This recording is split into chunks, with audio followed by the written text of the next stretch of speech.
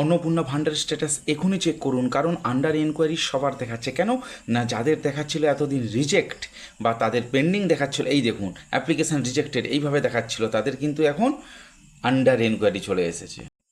এই এনকোয়ারিটা আপনাদের পঞ্চায়েত অফিস বা আপনাদের বিডিও অফিস বা আপনাদের লোকাল যে অ্যাডমিনিস্ট্রেটিভ মানে আপনার পৌরসভা থাকে, সেখান থেকে আপনাদের এটা এনকোয়ারি ভেরিফাই হতে পারে।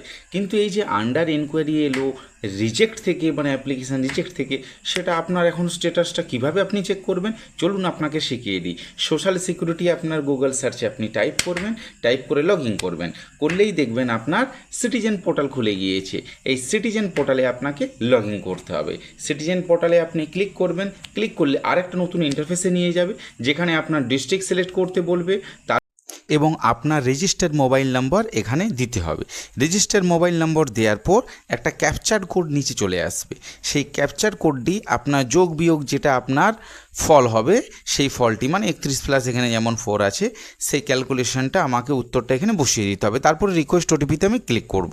রিকোয়েস্ট ওটিপিতে ক্লিক করলে দেখবেন ভেরিফাই অ্যান্ড কন্টিনিউ একটা অপশান আসবে, যেখানে ওটিপিটা এলে সেই ওটিপিটা এখানে বসিয়ে দিতে হবে। 6 সংখ্যার ওটিপি হবে। ওটিপিটা বসিয়ে দিয়ে আপনি ক্লিক করবেন, করলেই দেখবেন আপনার স্ট্যাটাসটা বেরিয়ে গিয়েছে, যেখানে দেখুন আপনার কি দেখাচ্ছে, আন্ডার এনকোয়ারি।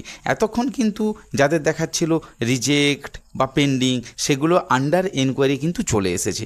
আন্ডার এনকোয়ারি মানে আপনার নিকটবর্তী বিডিও অফিস বা পঞ্চায়েত অফিস বা পৌরসভা অফিস থেকে এটা ভেরিফাই করা হবে, তারপরে আপনি অবশ্যই অন্নপূর্ণা ভান্ডার আপনি পাবেন।